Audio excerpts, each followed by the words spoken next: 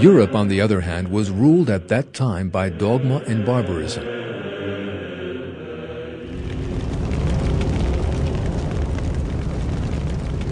The Catholic Church oppressed the Jews and even Christians belonging to the other churches.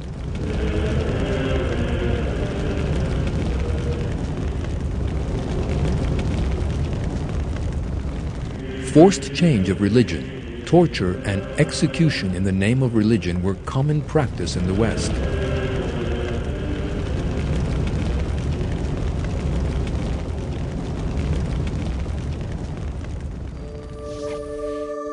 The Muslims, on the other hand, always treated the people of the book, that is, Jews and Christians, with tolerance and compassion, as God commanded them in the Quran. The Church of St. John in Damascus in Syria is an example of this. The Muslims who conquered the area began to perform their Friday prayers at that church, but it still belonged to the Christians who attended Mass on Sundays.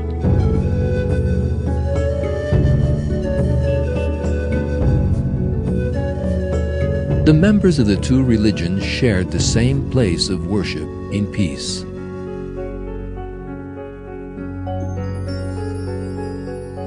As the number of Muslims increased in the city, the Muslim authorities bought the church with the consent of the Christian community.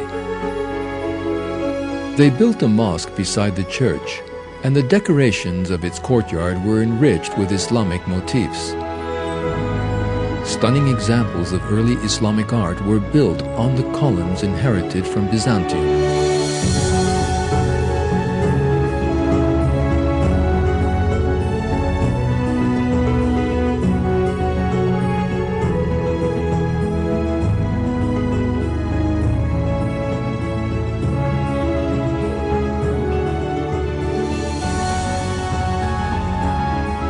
The Muslims' tolerance towards Jews and Christians continued throughout the history of Islam. Jews fleeing the tyranny of the Inquisition in Spain found refuge and tolerance in Ottoman lands.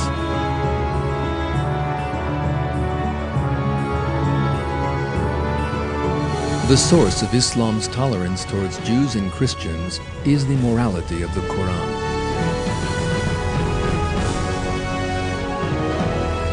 God commanded the Muslims to treat the people of the book well.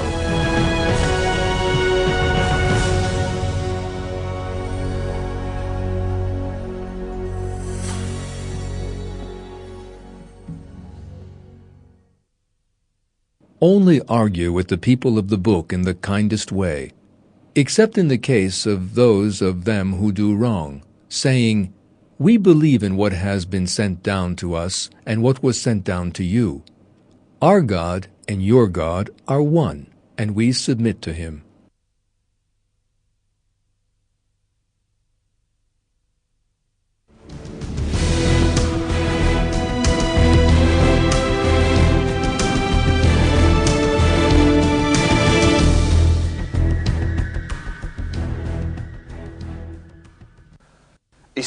One of the illuminating qualities brought to humanity by Islam was scientific thought. The pre-Islamic Arab and Middle Eastern societies were not concerned with questions about the universe, how nature came into existence, and how it worked. They learned to reflect on these questions and to seek their answers from the Quran. In the Quran, God commands humanity to explore how the heavens and earth came to be. This mindset powered the rise of science in Islamic civilization. This was a unique scientific development in the history of the world.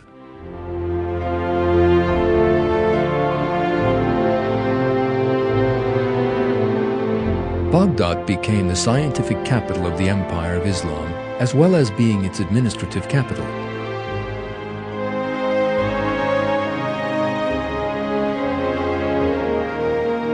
Scientists, philosophers, and researchers flocked to Baghdad from the four corners of the Islamic world and met in the famous House of Wisdom there in order to unravel the mysteries of the universe which God had created.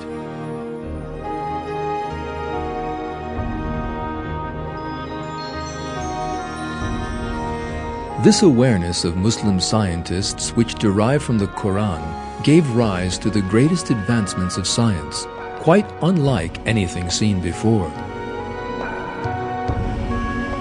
Another quality taught to Muslims by the Quran is open-mindedness, which enable them to examine other civilizations' scientific knowledge without prejudice.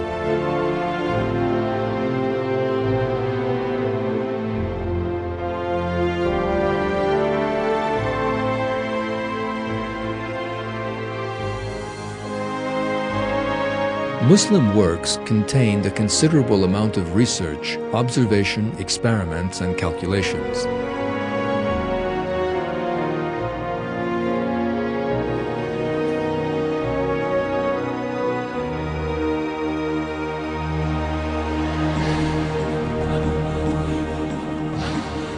The decimal system used all over the world today was developed by Muslim mathematicians. Muslim scientists attached great importance to astronomical observation. Modern astronomy was to develop from their systems.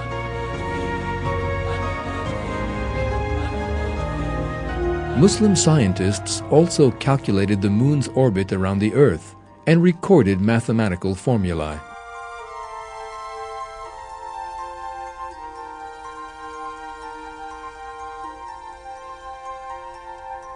Algebra and trigonometry are the inventions of Muslim mathematicians.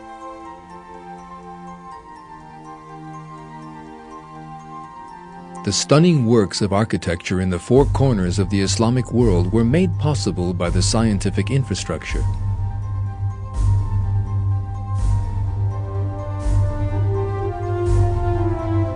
Some of the most striking achievements of the Muslims were in the field of medicine, at a time when the Europeans considered illnesses to be caused by evil spirits. Treatment was not a word to be found in the vocabulary of the European mind. Muslim scientists, on the other hand, concluded after much research that illnesses were caused by creatures which were too small to be seen, and that patients must be treated in isolation from the healthy population. Thus, the world's first modern hospitals were founded.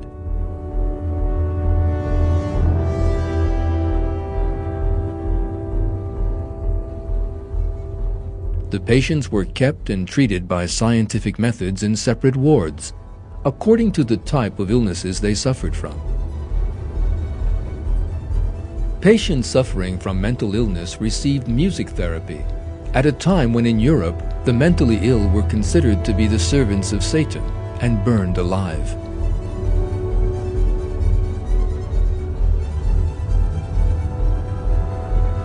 Muslim physicians' observation of the human anatomy was so accurate as to lead them to be used as textbooks in European medical schools for over 6 centuries.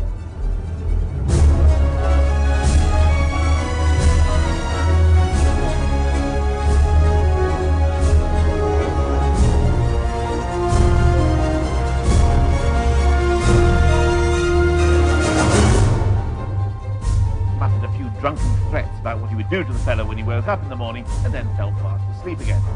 Probably a documentary about the world of Islam, prepared for the BBC by the commentator Terry Jones, says the following on the high scientific standards of Islam. Stabbed him all over in a frenzied attack.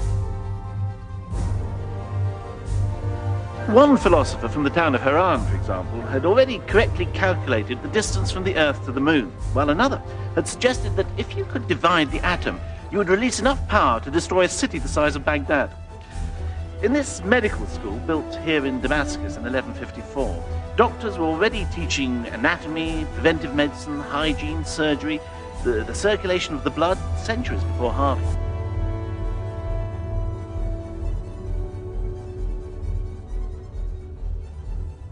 Muslim physicians took the pulse of their patients when examining them, centuries before the Europeans knew about blood circulation. Women gave birth under the most hygienic conditions possible at that time. The era's sourcebooks picturing the implements used by Muslim surgeons show just how advanced their medical knowledge was.